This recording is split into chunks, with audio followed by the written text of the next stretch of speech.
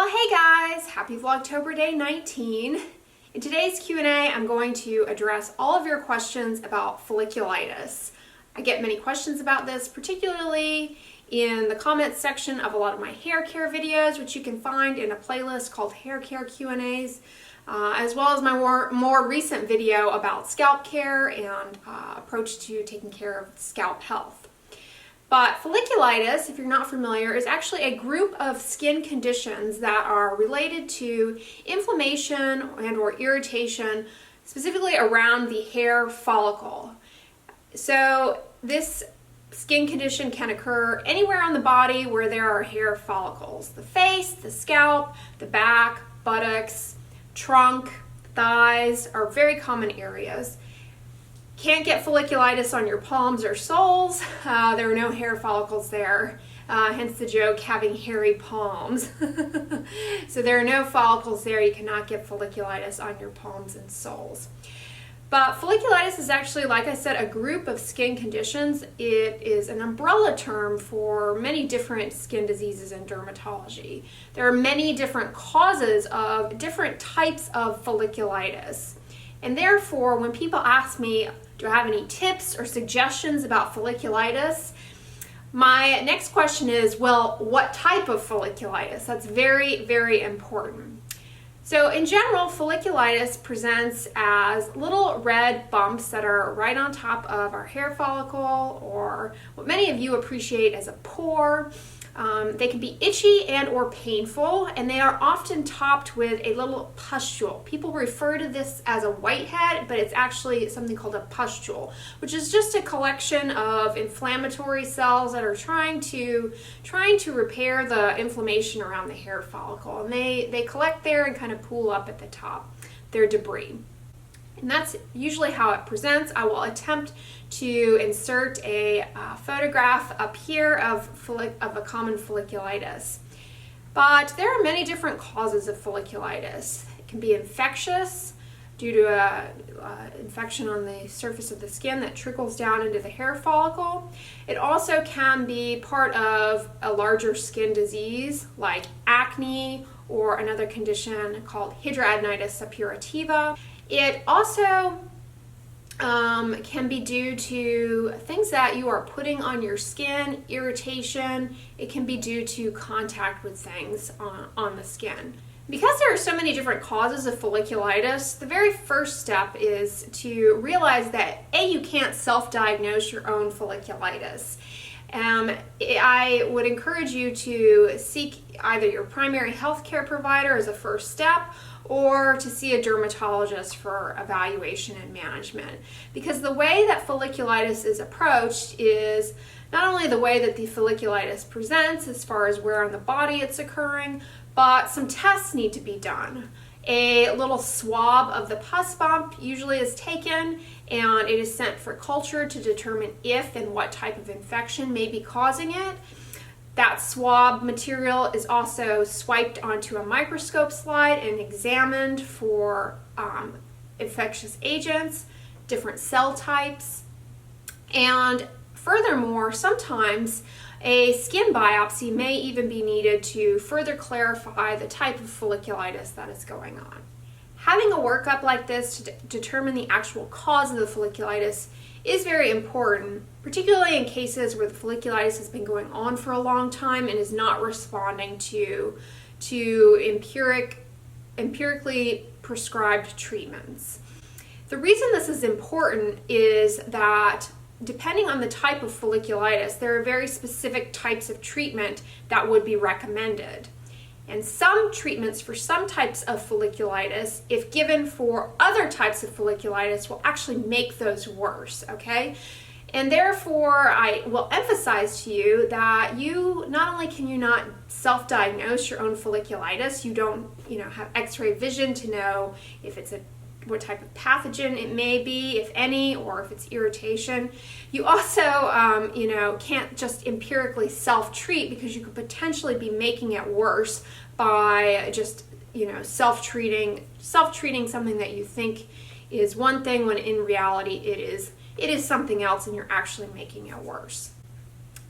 Folliculitis. There are a variety of little pathogens that can cause folliculitis.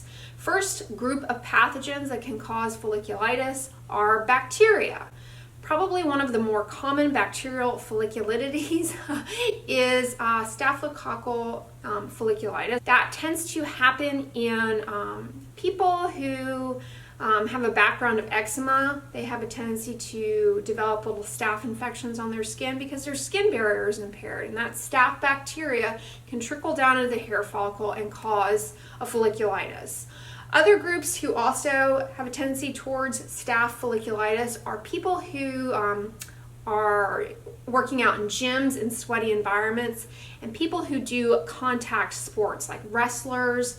So it's not uncommon to see this in young athletes, particularly wrestlers, because not only are they in a kind of sweaty environment, but they also have close skin-on-skin contact. And the treatments for that are going to be depending on how extensive it is.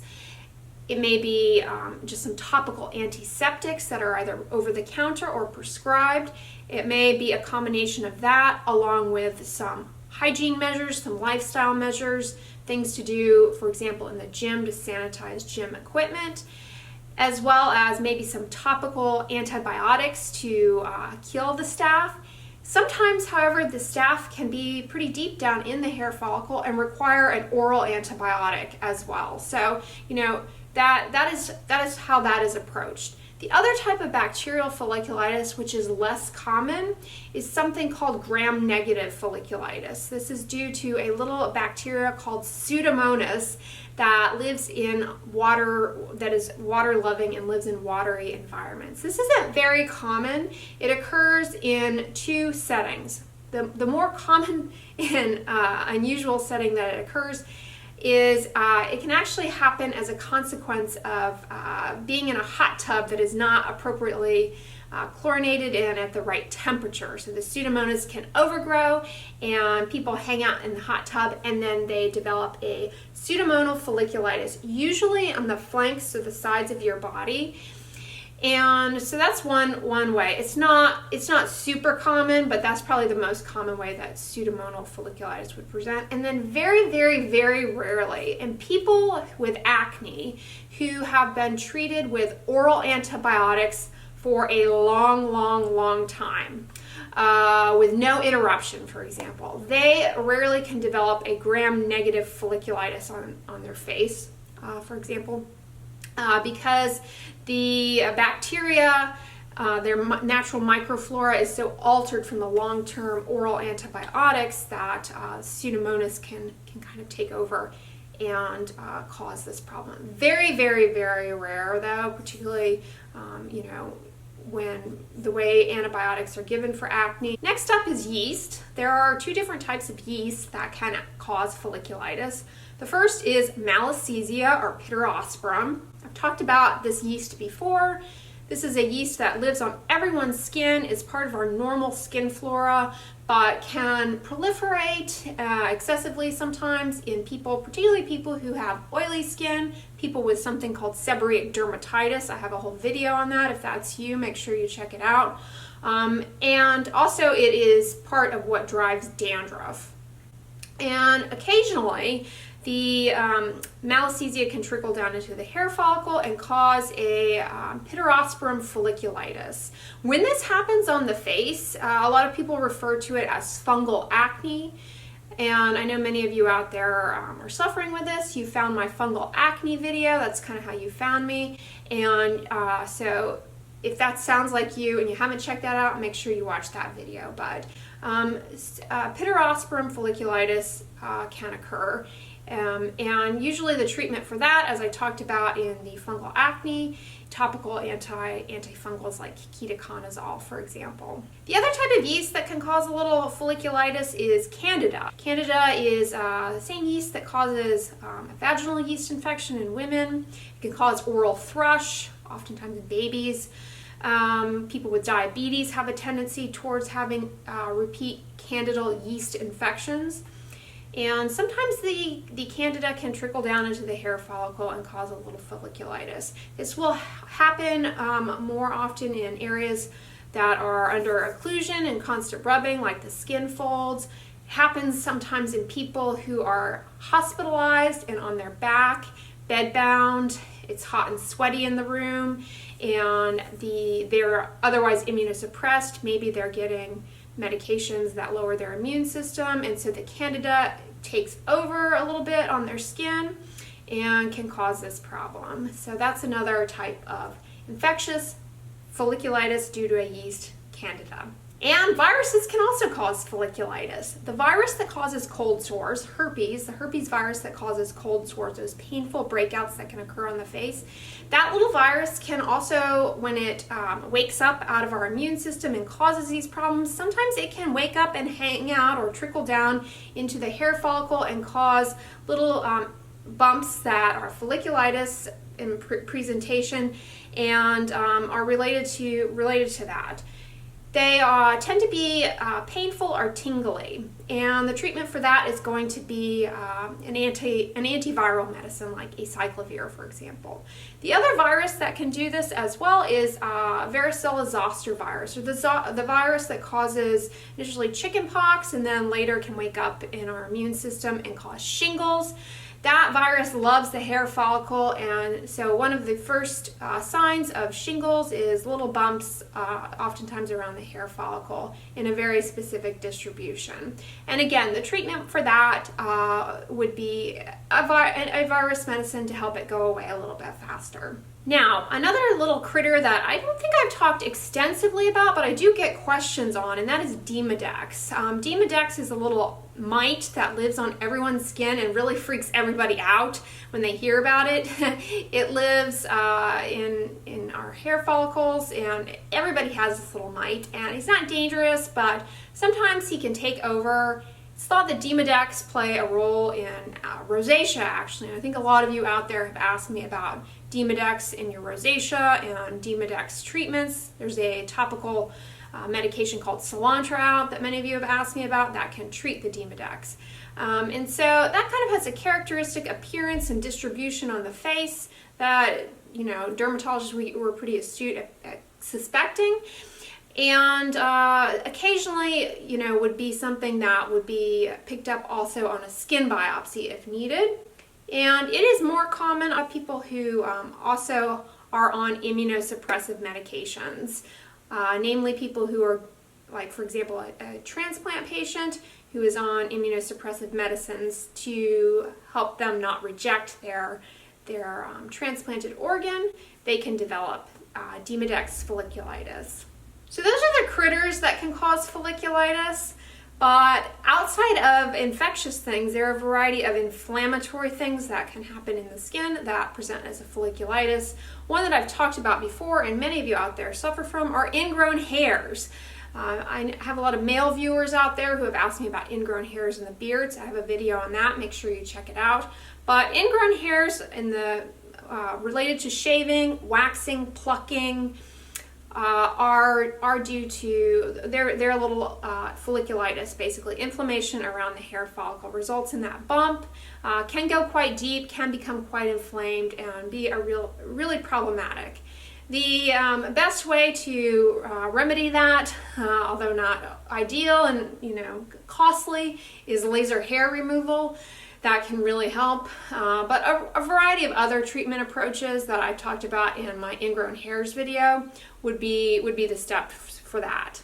Also, within the kind of inflammatory category of things, there are contact folliculitis. There's something called a contact folliculitis, where something that you are putting on your skin causes irritation, and that irritation, for whatever reason, is affecting the follicles and causing these little pus bumps.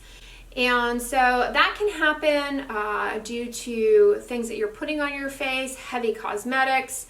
Sometimes people will comment like, I use this and it broke me out. And it broke me out in little whiteheads. One, the person has acne, and acne is a disease that flares, irrespective of what you're doing if it's not adequately controlled. So that could be one thing. But the other thing that can occur is a folliculitis related to the product. Things that are more occlusive can do this. I've talked about this before. Ointments that things like Aquaphor, things like the CeraVe healing ointment that I use on my lips. In some people, if you put those on the face, you can get a irritant folliculitis because they're just very occlusive and it can cause this problem. So a lot of you ask me, can I put Vaseline, can I put CeraVe healing ointment or Aquaphor on my face as a moisturizer? Many people do well with that, but some people will develop a little irritant folliculitis related to it. And then lastly, the other thing that can result in a folliculitis is medications that you might be on, particularly those that lower the immune system. People who are on steroids like prednisone, for example, to maybe control their asthma in a short-term period or for some other disease or condition, that lowers the immune system. When the immune system gets lowered, some of the natural flora and fauna on our skin, like Demodex, that I already mentioned, like Malassezia, as well as yeast, Candida, they can take over and cause folliculitis. So it's largely related to the medication, and when the medication course is finished, then the skin flora goes back to where it's supposed to be, and that largely can resolve. So that's another setting where it's not uncommon. Being in the hospital and having to be on medications and things like that can set you up for developing a folliculitis with kind of a few different arms to it as far as why that's occurring. So those are the more common and somewhat unusual types of folliculitis, but do know there are even more out there outside of the limits of what I can reasonably cover in the duration of today's video. The bottom line is, if you are suffering from a folliculitis, you have to see your primary care provider and or a dermatologist for the appropriate evaluation. A physical exam, your medical history is very important, a medication history is very important, as you can see, and then some specific testing may be needed to determine the type of folliculitis and appropriately guide the right treatment. Treating one type of folliculitis with the wrong medication can make it worse. So it's not something that you can self-diagnose, and it's not something that you can self-treat. I hope this video was helpful in kind of covering the more common types, and I hope it addressed many of your questions. If there are subsets of folliculitis out there that you would like me to cover more in depth, please comment below. But if you like this video, give it a thumbs up, share it with your friends, and as always, don't forget, sunscreen and subscribe. I'll talk to you guys tomorrow. Bye.